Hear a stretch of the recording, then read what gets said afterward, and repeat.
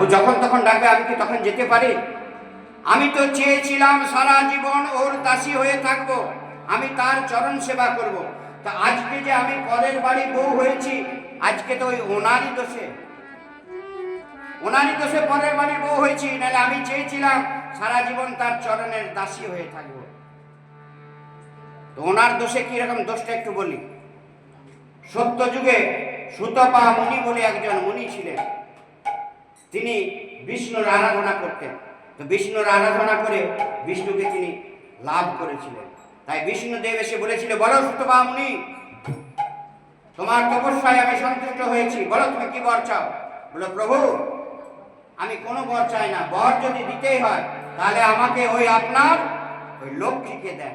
বলে, অসম্ভব। কত বড় স্পর্ধা দেখুন ওই সুতপা মুনি। আজ বিষ্ণুদেবের বউকে চাইছে, লক্ষ্মীকে চাইছে, বলছে আপনার বউটাকে আমাকে দিয়ে দেন। কেউ বউ চাইলে কেউ দেবে গো? তো বলছে দেবেন না, তাহলে যান, দিতে হবে না। চলে গেলেন বিষ্ণুদেব ফিরে, আবার তপস্যায় বসলেন। আবার তপস্যায় বসে আবার তিনি সিদ্ধি লাভ করলেন।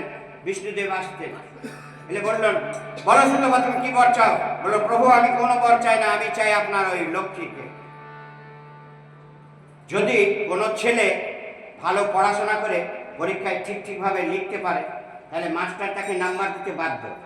তেমনি কোনো ভক্ত যদি ঠিকভাবে ভক্তি সহকারে দুপোটা নয়ন বাড়ি দিয়ে ভগবানকে ডাকতে পারে, তো ভগবান আসতে বাধ্য। ভক্তের মনোবাঞ্ছা পূর্ণ করাই হচ্ছে ভগবানের কাজ। ভক্তের ভক্তাধীন ভগবান। ভগবানের কাজ হচ্ছে ভক্তকে সন্তুষ্ট করা। তাই বললো, তথাস্তু, তবে এই জন্মে তুমি পাবে না। আগামী দাপর যুগে আমি যখন কৃষ্ণ হব, আমি হব জগতের গুরু, রাধা হবে প্রেমের গুরু, আর যোগ মায়া হবে আমাদের এই বৃন্দাবনের লীলার সহায়িকা। তখন তুমি হবে আয়েন ঘোষ নামে, কিন্তু তুমি তো আমাদের মতো নিষ্কাম প্রেম করতে পারবে না, তাই তুমি হবে নিপুংস। তিনি ছিলেন শ্যামা মায়ের আরাধক। শ্যামা মায়ের আরাধনা করতেন, কালী পূজা করতেন।